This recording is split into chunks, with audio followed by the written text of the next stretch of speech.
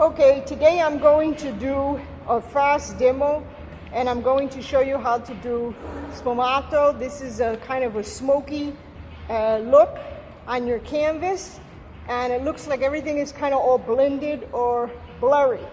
In order to do that, you need a wash brush or you need a hack. So we have a hack here and we have this cute little brush. You can use a makeup brush, it's okay too. It works well for the blending. So I'm going to show you how to do this. I'm going to do it wet on wet. Doesn't matter if you have oils, acrylics, or watercolors, you're still going to be working. We're just going to be using a different medium. Instead of using water with the acrylics, right, you would be probably doing a wash here of turp and then adding Gamasol to the oils. So let's get started.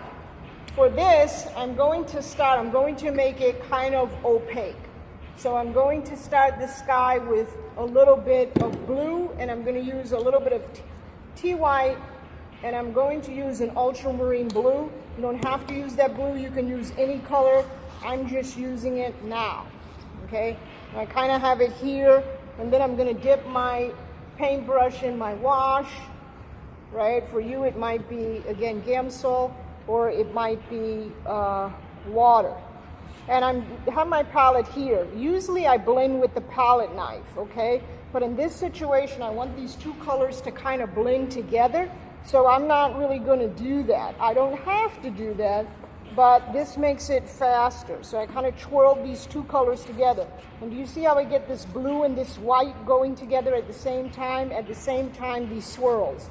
This would be a little bit harder to do. You'd have to do separately to do these impressionist kind of swirls, but I'm doing it at once. So what I'm going to do is I'm kind of going to swirl this on here. You don't have to swirl it, but it gives it a nice soft kind of look. Okay, and you can see how fast that's blending together. The other thing, yes, so I'm moving it, around like this. Okay, the next thing, and I'll show you up close.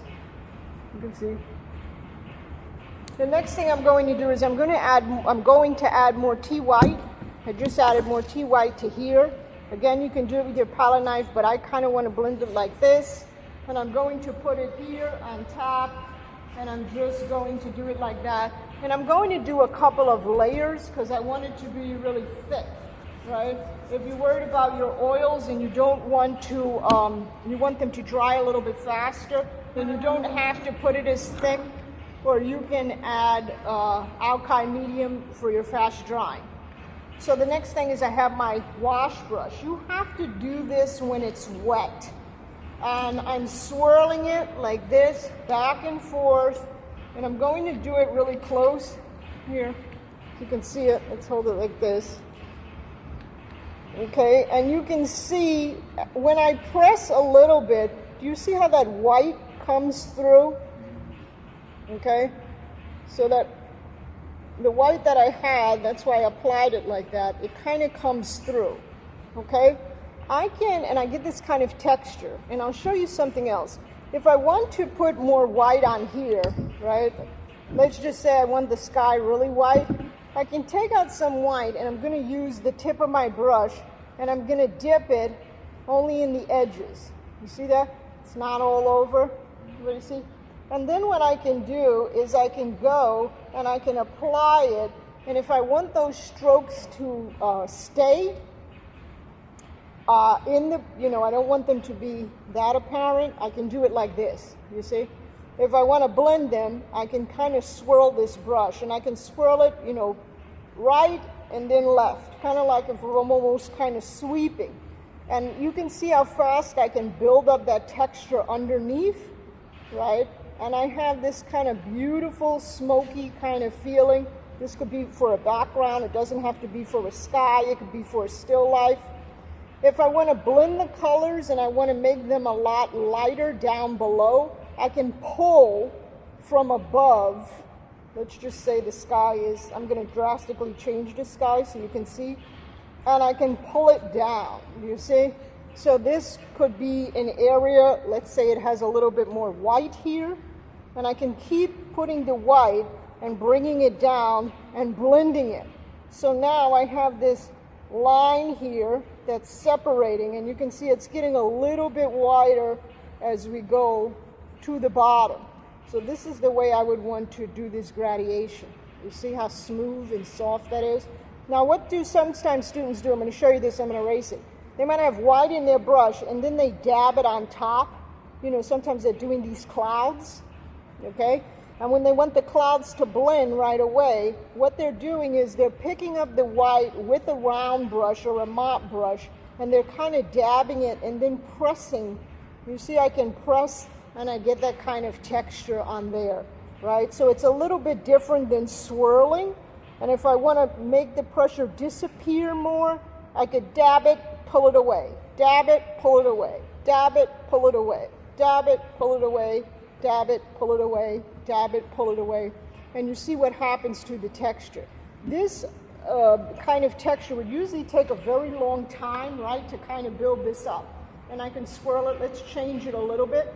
The secret is if it's oils, you can swirl it at any time, right? It will be wet. But if it's acrylics, right, or watercolor, you want to kind of do it while the paint can be moved and it's wet. So let's just put a dark spot here. Now the other thing is, I want to show you something. Let's just cover this all up now. Okay? Now, the next thing is, let's say I wanted to put a darker area in here like a shadow. I could take a little bit of my dark blue and I'm going to dab it, and I want to show you something. Hold on. When I dab it, so you can see the texture of what's happening here. So if I'm dabbing it, do you see what's happening? It's a kind of an interesting texture there that's happening. Okay, so I'm going to pick it up.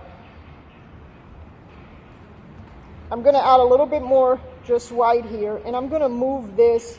Let's just, we had some blue in there, and we're adding a darker area. Do you see how easy it is to add a darker area? And then we can kind of brush it away if we don't want it. We can go on top of it and blend some white. When you're doing the dark, don't take a lot of dark. Take a little bit at a time. Okay? Now let's just cover it to here. Let's just pretend this is going to be our sky or something. I don't know. Okay, let's leave it like this for now. I'm going to fix it up, make it a little bit more interesting. And I'm going to have a light point, so this has no light here. Let's pretend the light is coming here, maybe here. Okay? And it just takes building up. If you have a smaller brush, you can do it with a smaller brush. You know, you could also do it with this brush. You know, this brush works fine. I'll do the bottom with that to show you. Okay, let's leave it like that. Now, the next thing is I'm just going to build this up here. I'm just going to happen to put a brown. Did I put a brown? No, let's put a green. Let's put like a sap green at the bottom here. And I'm going to show you something. I'm going to use that brush for blending. So I'm going to have a little bit of sap green, right? And you watch my videos, you know how to make the sap green, right? Okay. And a little bit of yellow. Sorry for the noise. A little coming out the tube. And I'm going to have a little bit of blue here. Okay? Now, I'm going to do this for you so we can mix the colors. I'm just going to put it here so you see. That's my green, my sap green, my yellow, and my blue. Okay? What I'm going to do is I'm just going to move it down, and I'm just going to make these different color greens at this point very fast. So we have them.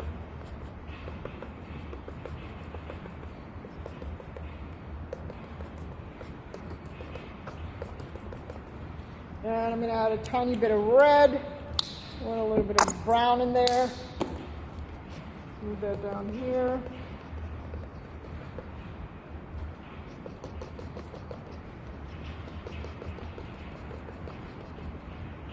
And we'll do one more here.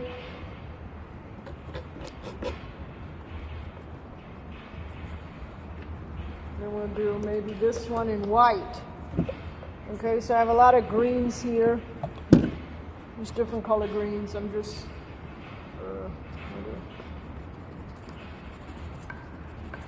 Okay, so I have all these different color greens that I made, right? So I have shadows and everything. Now, what I can do is I'm still going to leave this blue in my brush. I'm not going to move it out. And what I'm going to do is I'm going to take, let's start with the darker color here, and I'm going to just move this down here. And I kind of want this blue and this green together. I think they work really well together as far as the blending. So this is going to be like my little bit of my underpainting underneath here. Let's just put it all here. And you can see I'm attempting to blend it a little bit with the top that is here, okay? If I want it to be, you know, a different color green, I can layer that green on top directly. I can leave it where I want it to be. Let's pretend this is a hill or something like that, okay? And this is just my underpainting here. I could have done a brown wash underneath, right, or an ochre wash. We talked about how we would do an underpainting if we wanted our warm or cool colors to pop through, right? So we don't just have the boring white of the canvas, right? You know that? So we're putting these colors on top. Now let's pretend, I'm just gonna make this up. Let's say we had some kind of tree here, and I'm just gonna put this tree, right? Let's just use the colors that we have here. Okay? And we want this whole painting to blend. You see the texture of that kind of tree and how soft it looks, okay? And you can see this, let's put one over here.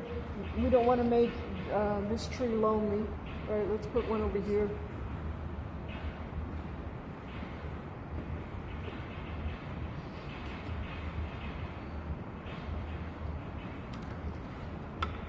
And we want to see some of those strokes coming through. So we got two different types of trees. Do you see how this tree has a lot more texture? And do you see how fast I can do that? I don't have, you know, I'm a fan of the fan brush. But but this works well too in contrast, and it still has those colors blending together. Then we can come, you know, with another round brush, if we want, or we can use the side of the palette knife, whatever we are deciding that we're going to mix here for our browns, right? And we can kind of put the outline for these trees, okay? And the thing is, they should be done very light. I can build them up as I go, but I'm just kind of putting this here as a reference point, because I'm going to go, you know, with other colors in here, and I'll show you how light they are. You can do this first, obviously. I'm just gonna move this over here, you know, okay? You see how light that is? It's very light in here, right? And then I can kind of go over that. I can bring in lighter colors, like say I had a brown with a yellow and maybe some white. Let's make it look a little bit more interesting here, okay? And you know, and I can go back and I can keep doing that with the fan brush or with a small brush where I'm building those colors up slowly by slowly, okay? Even the same thing if you had rocks, it doesn't matter. Everything has to be blended, okay? Now, I'm gonna say goodbye to this, okay? So let's put a different color down here so you can see the difference. Let's do a brown. Let's do a red and a green now. Remember, you're going to be using your palette knife to mix, but I'm just doing it real fast. So I'm going to show you, this has the same kind of effect too. And you can see when I'm swirling it, you see how this kind of just blends in this, but this has to be wet underneath. And it has this really nice soft kind of feeling. You see how that's a soft brown area, and it still picks up the green that's underneath. There's, you know, you want to be able to see that transparency. If you have oil paints, you don't have to use a lot of turp, you know, that will take it off, right? So you want to use a little bit of your Gamsol. And, you know, I don't have much water in this brush. As you can see, I didn't clean the brush at all. I have all my previous colors, you know, on here, on my fan brush. So today, dirty brushes are okay, right? It's okay to be dirty today.